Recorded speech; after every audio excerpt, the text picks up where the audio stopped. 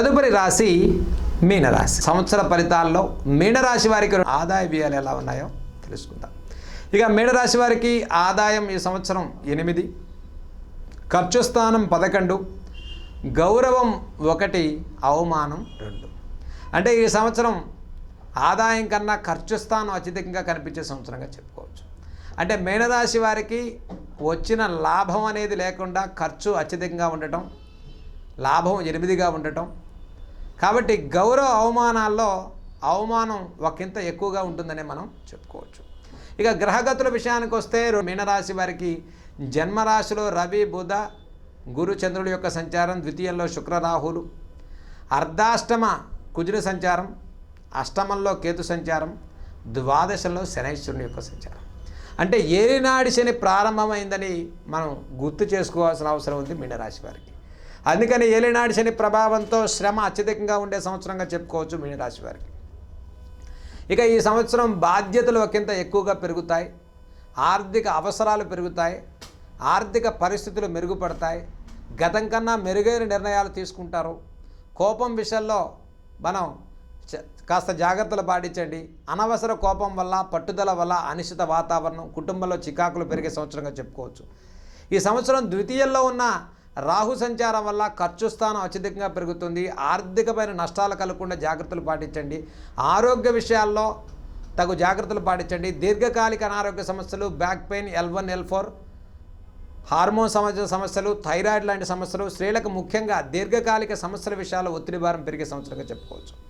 అందుకనే మీనరాశి వారికి జన్మరాశిలో ఉన్న గురువు ద్వితీయ సంచారం అవ్వటం, ఏప్రిల్ 22 తర్వాత నుంచి వచ్చేటువంటి గురు రాహుల యొక్క ప్రభావంతో నూతన వృత్తి వ్యాపారాలు ప్రారంభం చేసేవారు, పార్ట్నర్షిప్ వ్యాపారాల వారు తగిన జాగ్రత్తలు పాటించండి. ఆర్థిక పరిస్థితులు మెరుగుపడతాయి. కుటుంబ విషయాల్లో అనిశ్చిత వాతావరణం తొలగిపోతుంది. నూతన శుభకార్యాలకు శ్రీకారం చుడతారు. ఇక వృత్తి వ్యాపారాల విషయాల్లో ప్రోత్సాహకరమైన సంవత్సరంగా చెప్పుకోవచ్చు. చిన్న తరహా వృత్తి వ్యాపారాలకు పెట్టుబడులు పెరిగేటువంటి సంవత్సరంగా చెప్పుకోవచ్చు. ఇక ద్వితీయ రాహు సంచారం వల్ల, గురు రాహుల యొక్క ప్రభావం వల్ల ఇక దీర్ఘకాలిక అనారోగ్య సమస్యలు వాటి రీత్యా ఉపశమనం లభిస్తుంది.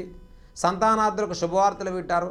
గతంలో ఉన్న ఇబ్బందులు, గర్భసంచి సంబంధితమైన సమస్యలు కానివ్వండి, స్త్రీలకు ముఖ్యంగా హార్మోన్స్కి సంబంధించిన సమస్యలు కానీ ఉపశమనం లభిస్తుంది. కుటుంబంలో సంతాన విషయాల్లో కానీ, మీ పిల్లల విషయాల్లో కానీ అనిశ్చిత వాతావరణం తొలగిపోతుంది. మనోధైర్యం పెరుగుతుంది. శుభకార్యాలకు శ్రీకారం చుడతారు. సుదూర ప్రాంతాలకు బదిలీలయ్యే అవకాశం ఉంది. స్టేట్ గవర్నమెంట్ ఉద్యోగస్తులకు ఉద్యోగ అవకాశాలు లభిస్తాయి. గతంలో ఉన్న ఇబ్బందులు తొలగిపోతాయి.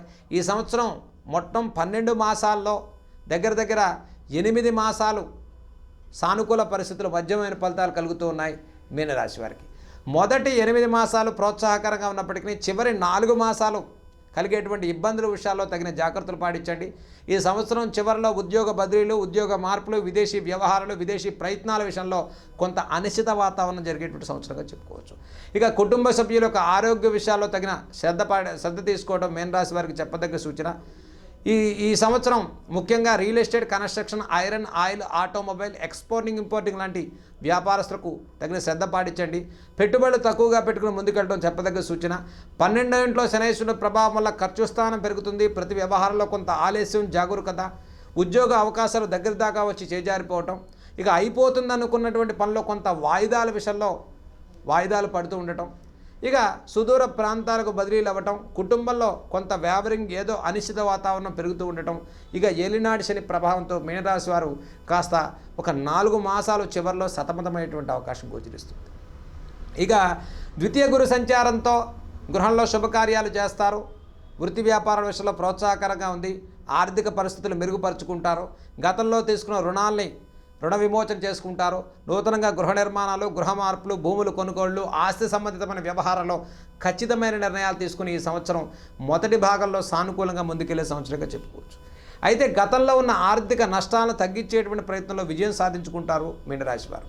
ఇక కుటుంబపరమైన విషయాల్లో ప్రోత్సాహకరమైన ఫలితాలు కలుగుతాయి.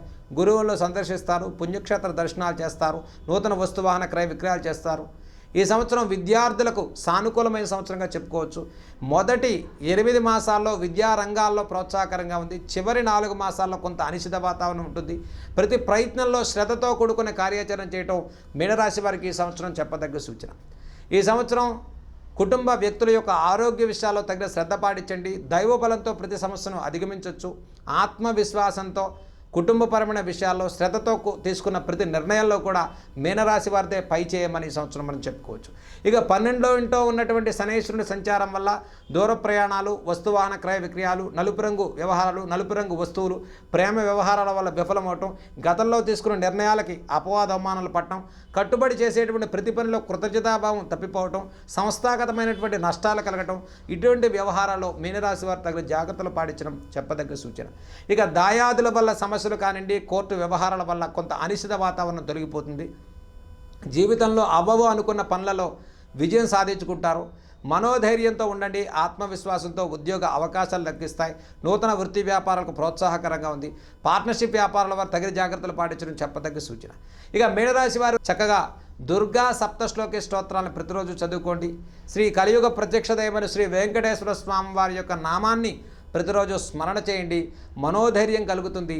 జీవితంలో ఉత్సాహవంతమైన కార్యాచరణకు శ్రీకారం చుట్టి సంవత్సరంలో విశేషమైన ఫలితాలు పొందేటువంటి సంవత్సరంగా మీనరాశి వారికి మనం చెప్పుకోవచ్చు. సర్వే జన సుఖినో భవంతు.